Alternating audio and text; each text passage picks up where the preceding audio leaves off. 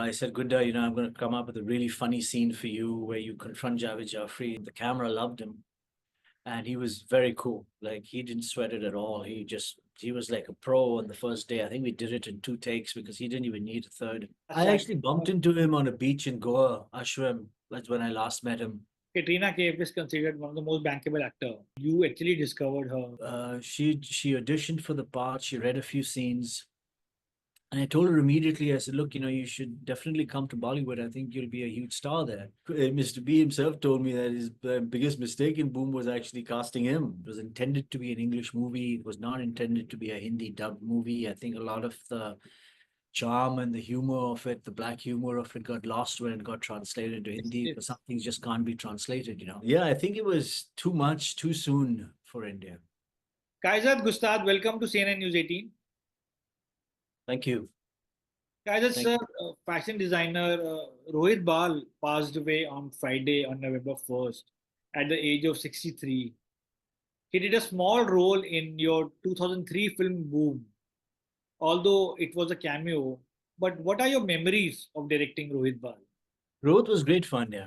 He was great fun. Guda was just a blast of energy and creativity and enthusiasm for everything. He was just full of life. And when I approached him to do this, he was kicked about the idea right away. And I said, listen, I want you to play yourself, just play yourself.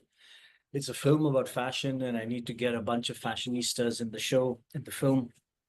I had approached Tarun Tehliani, he agreed. I had approached Wendell Rodrigues, he had agreed.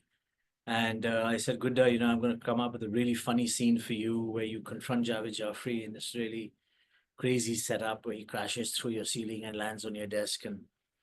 And he was like, let's do it. And he came up with lots of other ideas also for the little cameo. And I think it was just great fun working with him. And it's a real tragic loss to the Indian fashion industry, really, to lose one of the pioneers of the industry. I think Gunda became a friend.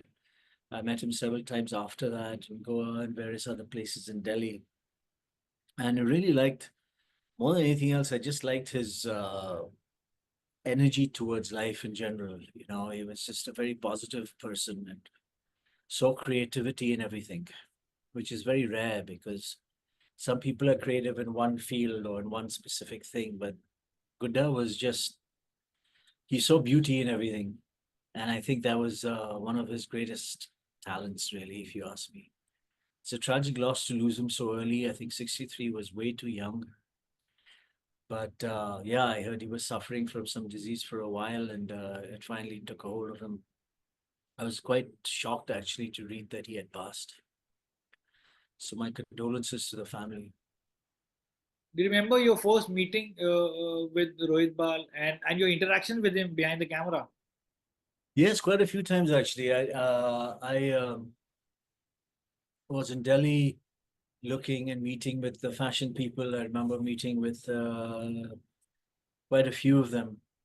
And he had come over to the hotel I was staying in, and we just spent the whole night talking pretty much. I don't remember even sleeping that night. It was just talking about everything, not just fashion. It was talking about cinema, about literature, about Kashmir, about Delhi, about India in general, and music, a lot of chat about music. And we spent very little time actually talking about Boom, and we spent a lot more time talking about other things, about life in general. And just a very interesting conversationalist. You could talk to him all day. He had so many inputs on so many things, and it was wonderful talking with him. When was the last time you spoke to him? The last I time. actually bumped into him on a beach in Goa, Ashram. He was there about 5 years ago. That's when I last met him. Must have been December. And he was looking a bit gaunt to me already. And I told him, you're looking a bit pale and kind of thin. And he was like, yeah, I'm not keeping too well. This is a couple of years ago. And still, I didn't expect that he would pass at 63. I think that was way too early, way too young to go. But after making his big screen debut, did he tell you that he wants to work in movies? No, really. I mean, he didn't tell me, and I don't know if he had, but he certainly had the looks and the personality and the voice and the presence. As filmmakers, we always look for that intangible something in an actor, right? And that's usually something that can't be defined. It's a presence, if you wish. a personality. And he definitely had that. And the camera loved him. And he was very cool. Like he didn't sweat it at all. He was like a pro on the first day. I think we did it in 2 takes because he didn't even need a third. Even Jawed Jaffrey, who's like a expert and a long time actor, was like, wow, this guy's really cool. Because he just nailed it right away. He got it and he nailed it.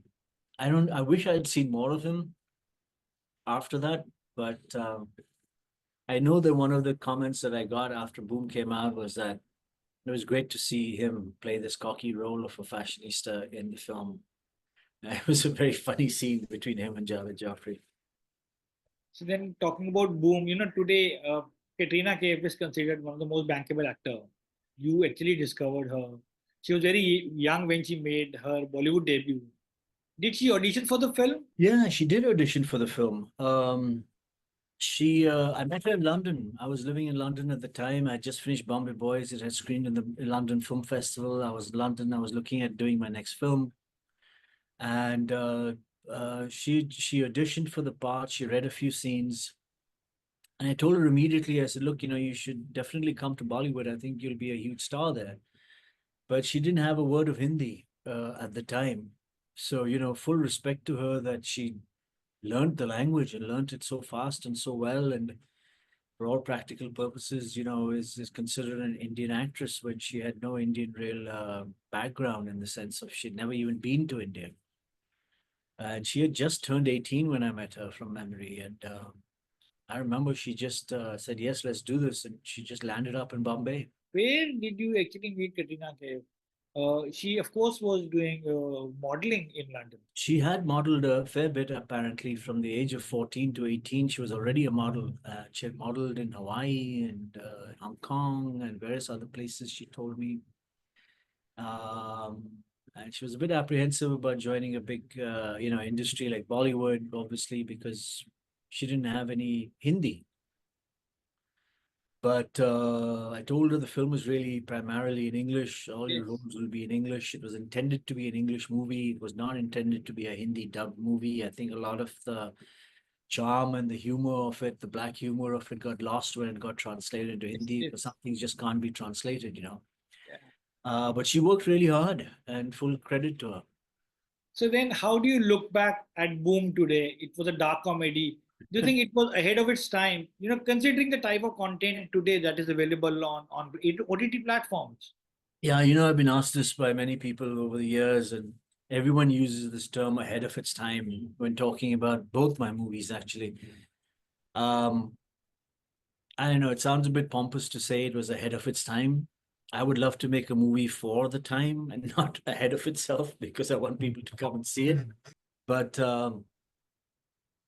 I just made the movie I wanted to make. I wasn't thinking about whether it was ahead of itself or behind itself, or where, society and culture was at its time. But yeah, I mean, most of the criticism and response I got, and some of the favorable response also I got, was that it was a bit too ahead of itself. And the humor was not something that was easily appreciated at that time. Remember, this is when multiplexes had just about started. Yeah. There were no OTTs of any kind, so we were only used to big Bollywood stuff. And Mr. Bachchan, with all due respect to him, had played all these big characters in big movies, and he was always the good guy, and he was like, he is a god, right? And he was a god, and he's still a god. And suddenly, I made him play this sort of vile villain with a sense of humor. And I think his own audience looked at it and said, what are you doing? You can't do this. You can't get away with this. Uh, and Mr. B himself told me that his biggest mistake in Boom was actually casting him. And I said, how can you say that? So you're the biggest actor in the country. And he's like, yeah, but my audience didn't accept me in this role. I love playing the role. I had a great time. I had a blast. He totally got the humor when he read the script, and he saw it for what it was. It was just a fun ride. But yeah, I think it was too much too soon for India at that time, anyway. But then, what is your most cherished or enduring memory of making Boom? Oh my God, there's so many memories. It's hard to, I remember it like it all happened yesterday. We shot it in one schedule, mostly in Dubai, and all over Dubai, actually, and partly in Bombay, but mostly in Dubai. And So many wonderful memories just walking down that big ramp across the waters with the Burj Khalifa at the background with Mr. B and Jackie and Dada and Gulshan. And, I had Russell Pukati doing my audio, and he wanted to shut down the air conditioning in the Burj Al Arab. Like, that's something you can do. But somehow he just managed to shut down the AC in the conference room. And we were the first film allowed to shoot in the Burj Al Arab. I don't know how we got permission to shoot there. I believe that said no to even Bond, but somehow we got permission to shoot thanks to a great producer we had, and she got permission to shoot, and we just shot there. And every day on that film set was just fun. It was just fun. We did so many crazy things. I put Mr. B on a little tricycle, in Toys R Us, running around buying toys for his various friends and whatever else. And Zinat Aman was walking around behind him. I got Zinat Aman to recreate her famous song on top of a desk. I got Bo Derek to recreate the scene from 10. It was just a fun ride, really. The whole thing was a fun ride. And I think we all had a lot of fun making it. It was just too much for India at the time. Remember, it was mid-summer you shot in Dubai, the slaughterhouse scene. Yeah. The slaughterhouse scene was actually my first day on the sets with Mr. B, and I was like so nervous about the whole thing because instead of bringing him to the Burj or something great, I had him go to some slaughterhouse scene on the first morning of the shoot with blood and meat all over the place and a dead person. One of my favorite lines in the movie was actually, this dead guy's phone rings and Mr. B reaches into his pockets and takes out the phone. And he says, no, he's not. He's out. He's out. Yeah, there was so many, and his lines and his performance was so deadpan. We're so used to being larger than life in our cinema. Everything has to be like, if there's a comic line, he will give you a little ding dialogue, as a sort of sound effect to remind you to please laugh. And I wanted a very deadpan, dark, black humor, and he just nailed it. And so did Dada. It was great working with Birusa. Gulshan was amazing. Padma was amazing. Katrina was awesome. Madhu was amazing. Javed Jafri was amazing. Zinat Aman was a blessing. The whole cast just came together so wonderfully for me. What And quirky one-liners the film had, I remember. yeah, a lot of quirky one-liners. Yes, Say some of best it. of luck to Seema Bishwasta's character and these girls. Yes, Javed and Jaffrey. Seema Biswas too, and I wanted to make a really feminist movie as well because all of movies tend to focus on the men winning at the end of the day, and I was very clear from the beginning that my women are going to win, not the men. And I wanted Seema Biswas of all people to be the boss at the end. So she's the buddy bhai, and she's killed all the three bhais, and she's become the boss of the whole thing.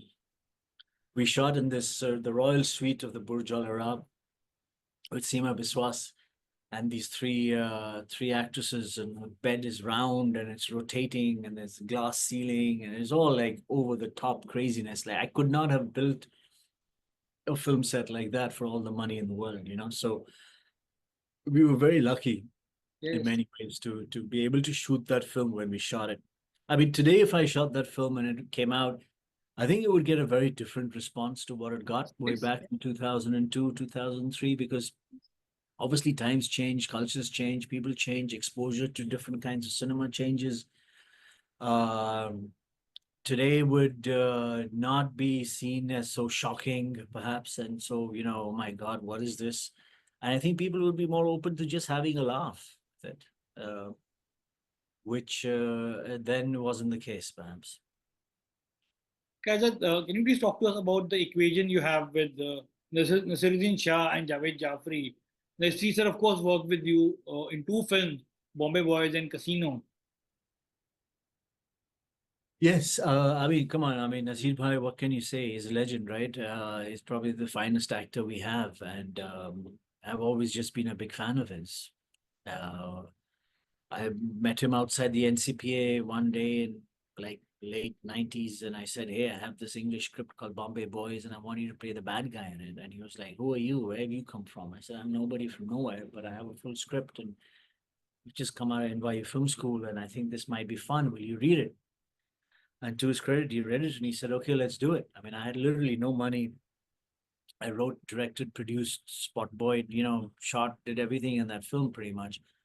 Edited it, obviously with wonderful crew people, but he just came on and I think he stole Bombay Boys from under everyone's legs. He just nailed it. And he had so much fun playing the bad guy in that film with his bald head and his knife scenes. And he was just really, really funny in that film.